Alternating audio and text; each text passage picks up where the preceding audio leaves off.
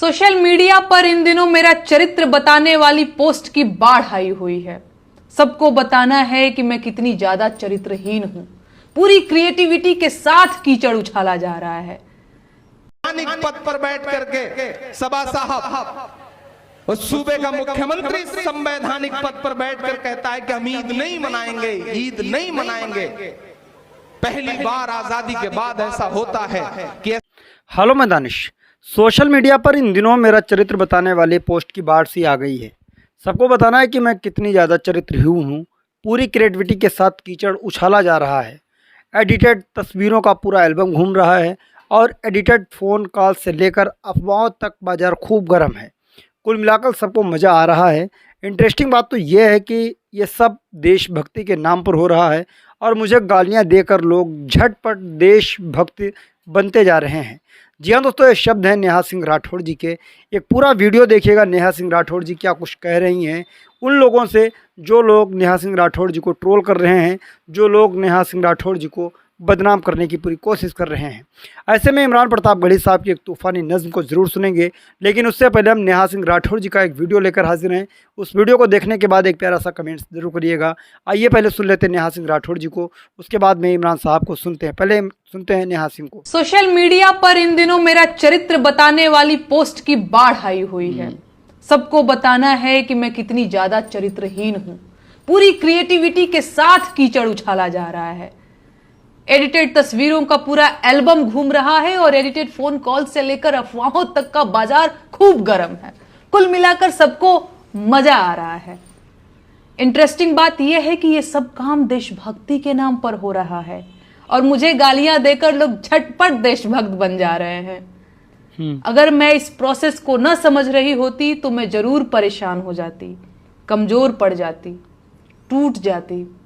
लेकिन इन फर्जी देशभक्तों के लिए बुरी खबर यह है कि मैं खूब समझ रही हूं कि इस वक्त मेरे साथ क्या हो रहा है और क्यों हो रहा है। मैं इस सरकार से सवाल पूछ रही हूं, लेकिन सरकार के पास मेरे सवालों का कोई जवाब नहीं है, तो बदले में मुझे गालियां दिलवाई जा रही हैं। सवाल पूछने वाली लड़कियों को रोकने का सबसे आसान तरीका यही तो है, उनके चरित्र पर सवाल उठा दो। बेचारी डर जाएंगी। न डरे तो वैश्या बोल दो, उनके घर वाले डर जाएंगे और उन्हें चुप करा देंगे। फिर भी ना माने तो देशद्रोही और गद्दार बोल दो, FIR दर्ज करा दो, जेल का डर दिखा दो। ये लोग इतने कायर हैं कि सवाल पूछने वाली एक लड़की को बर्दाश्त नहीं कर पा रहे हैं।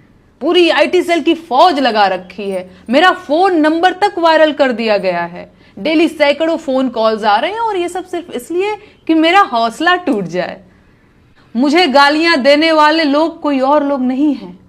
ये वही लोग हैं जिन्होंने सावित्रीबाई फुले के ऊपर कीचड़ फेंका था। ये वही लोग हैं जिन्होंने सुकरात को जहर का प्याला देकर मार दिया था। ये वही लोग हैं जिन्होंने ब्रूनो को सच बोलने के लिए जिंदा जला दिया था।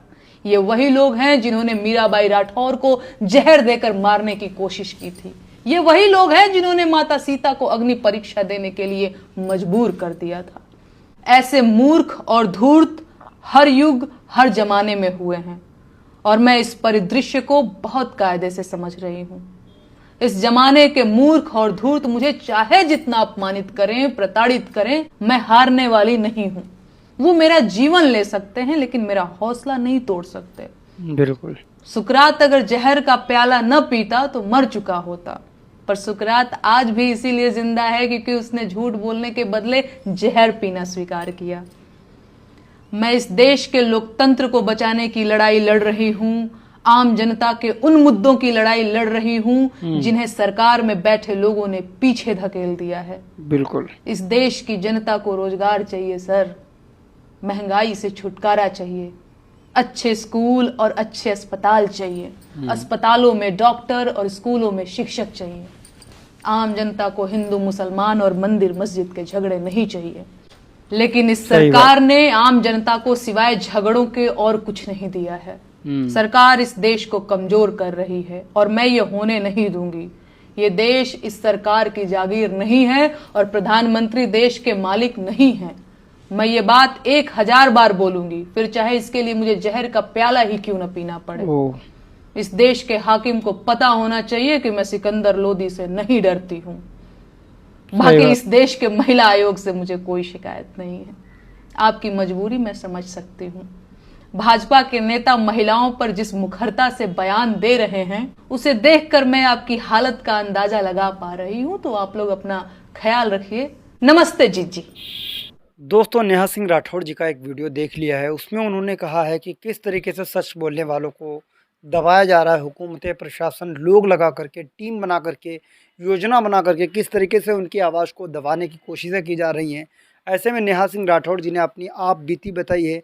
जिस तरीके से उनका एक वीडियो भी बीते दिनों में एक वायरल था, जिसमें फ़ोन कॉल्स पर कुछ बहुत अभद्र भाषाओं का सामने से भी इस्तेमाल किया गया और गुस्से में दोनों तरफ से कुछ कहा सुनी हुई थी। वो वीडियो हो सकता है आपने भी देखा हो, यानी कि ऑडियो सुनी होगी वो। लेकिन शायद नेहा सिंह राठौड़ जी का एक नंबर खूब वायरल है, जिस पर उनके पास कई फ़ोन कॉल्स आ रहे हैं, धमकियाँ भी मिलती हैं और तरह तरह के शब्दों से भी नवाजा जाता है। जी हाँ दोस्तों, आइए सुन लेते हैं हम इमरान प्रतापगढ़ी साहब की एक तूफ़ानी नज़्म। हो सकता है ये नज़्म आपने पहले सुनी भी हो, लेकिन डराने वाले लोग, धमकाने वाले लोगों से इमरान प्रतापगढ़ी साहब भी नहीं डरते हैं। दोनों शायर व कवि एक मंच के होते हैं, दोनों का कलम पर कोई पाबंदी नहीं होती है।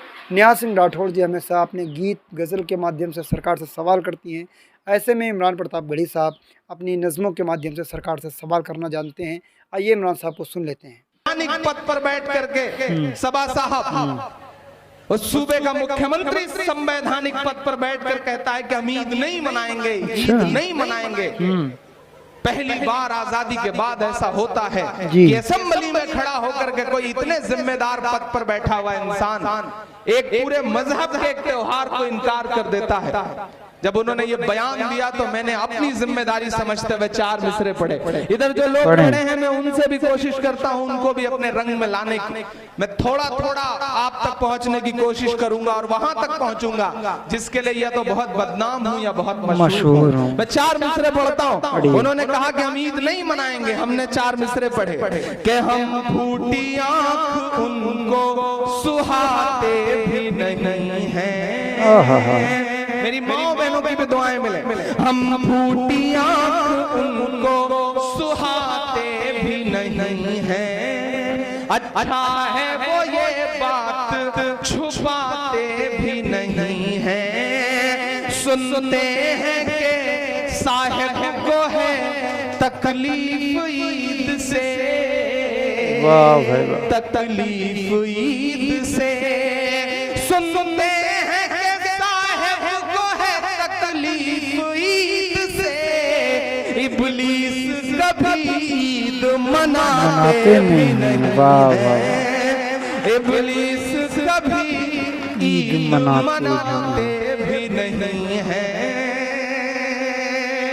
तिरंगे के रंग में रंगा हुआ जो हमारे सर पर आज आसमान है, इसे देख करके जो इस प्रोग्राम का नाम है जश्न आजादी। शमीम भाई अब आप बैठ जाइए थोड़ी देर। अब चाहता हूं कि थोड़ा सा ये सामने बैठे हुए जो लोग हैं ये आपको सुकून से बैठे हुए देखना भी चाहते हैं। पूरे 1 साल आप इस प्रोग्राम की तैयारियों में दिन रात मेहनत करते हो। रात के 2-2 बजे, 2:30 बजे मैं गवाह हूं कि आप मुझे फोन करते हो कि इमरान भाई ये आ जाए तो कैसा रहेगा, ये आ जाए तो कैसा रहेगा। और यकीन जानिए आज का दिन ऐसा दिन है कि हिंदुस्तान के तमाम बड़े बड़े शहरों में बहुत बड़े बड़े प्रोग्रामों का बहुत बड़े बड़े पैसे पे बुलावा होता है। लेकिन शिवपुर वालों आपसे न जाने कैसा रिश्ता जुड़ गया है कि दुनिया का हर प्रोग्राम मना कर देता हूं और मेरा मन करता है कि 15 अगस्त तो शिवपुर के लिए है। शिवपुर में हाजिरी लगानी है। एक अजीब सा रिश्ता जुड़ गया है आपसे, एक अजीब सा बंधन जुड़ गया है आपसे। और शमीम साहब ये जो नफरत वाली ताकतें हैं इनकी जो पूरी बिसात है वो फेसबुक पर 50 लाइक और 3 कमेंट से ज्यादा की औकात नहीं है इनकी। सही बात। इन्हें बोलने दीजिए। अच्छा 4 कमेंट आता है, मान लीजिए कि 4 कमेंट आ जाता होगा। एक आध दिन शमीम भाई आप भी वहां जाके मोहब्बत वाली एक स्माइली वाला कमेंट कर दीजिएगा, 5 हो जाएगा तो हो सकता है 2-4 और बढ़ने लगे। इन्हें नजरअंदाज करिए, ऐसे लोगों को नजरअंदाज करिए क्योंकि ये सिर्फ अटेंशन चाहते हैं और हम उनके दिल में टेंशन चाहते हैं। उन्हें इसी तरह टेंशन देते रहिए, अच्छा काम करते रहिए। आप अच्छा काम करते रहेंगे तो इंशाअल्लाह ये जो निजाम है ये इसी तरह चलता रहेगा। आज लाल किले की दीवार पर खड़े होकर के हमारे आदरणीय प्रधानमंत्री जी ने अपने प्रधानमंत्री कार्यकाल का आखिरी भाषण दिया है। इंशाअल्लाह इसके बाद दोबारा मौका नहीं मिलने वाला, इस पूरे यकीन के साथ मैं यहाँ खड़ा हूँ। वाह। ऐसा ना हो चलने लग जाए सरकार किराए पर, कुछ दिन में चलने ना लग जाए सरकार किराए पर। जीएसटी ने लगा दिया सब कारोबार किराए पर, जीएसटी ने लगा दिया सब कारोबार किराए पर। मोदी जी ने वतन परस्ती की परिभाषा बदल दिया, मोदी जी ने वतन परस्ती की परिभाषा बदल दिया। लाल किला तक उठा दिया है देखो यार किराए पर, लाल किला तक उठा दिया है देखो यार किराए पर। एक बहुत छोटी सी नज़्म आपको सुनाना। तो दोस्तों, इस वीडियो में आपने दो वीडियो देख लिए हैं नेहा सिंह राठौड़ जी का। पहले वीडियो में आपने देखा सुना वो क्या सरकार से कह रही हैं। उन्होंने कहा है कि मुझे डराने की कोई कोशिश ना करें, मैं सवाल कर रही हूँ, आज कर रही हूँ, कल भी करूँगी। उन्होंने कई सुकरात, सावित्रीबाई, ज्योतिबा फूले जी का कई एग्जाम्पल उन्होंने दिया है कि उन्होंने सच बोलना सीखा, झूठ बोलने की बारी आई तो उन्होंने सच बोलने के लिए जहर का प्याला पी लिया। लेकिन ऐसे में नेहा सिंह राठौड़ जी ने यही कहा कि लड़कियों को धमकाने की कोशिश ना की जाए तो ज़्यादा बेहतर है। लोकतंत्र में मेरा ये राइट है कि हम सच बोलें, सरकार से सवाल करें। सरकार इस देश की मालिक नहीं है, जनता ही इस देश की मालिक है। लेकिन ऐसे में नेहा सिंह राठौड़ जी ने इस वीडियो में ये भी कहा है कि मेरी कुछ ऑडियोज़ एडिट करके, मेरी कुछ फ़ोटो की एक एल्बम बना करके, एडिटेड एल्बम बना करके लोगों में वायरल की जा रही है और बताया जा रहा है कि नेहा सिंह राठौड़ जी की ये असली तस्वीर है, जो दरअसल वो गीत और कुछ अपने बैठ करके न्यूज़ टाइप में जो वीडियोज़ अपलोड करती हैं, सवाल करती हैं सरकार से, वो दरअसल नेहा सिंह राठौड़ जी का असली चेहरा नहीं है। ऐसा कुछ बताने वालों का काम है। लेकिन वो इसलिए बता रहे हैं क्योंकि नेहा सिंह राठौड़ जी सरकार से सवाल कर रही हैं, शायद इसलिए नेहा सिंह राठौड़ जी को आज ट्रोल किया जा रहा है, उनको गालियाँ दी जा रही हैं, उनको धमकियाँ दी जा रही हैं।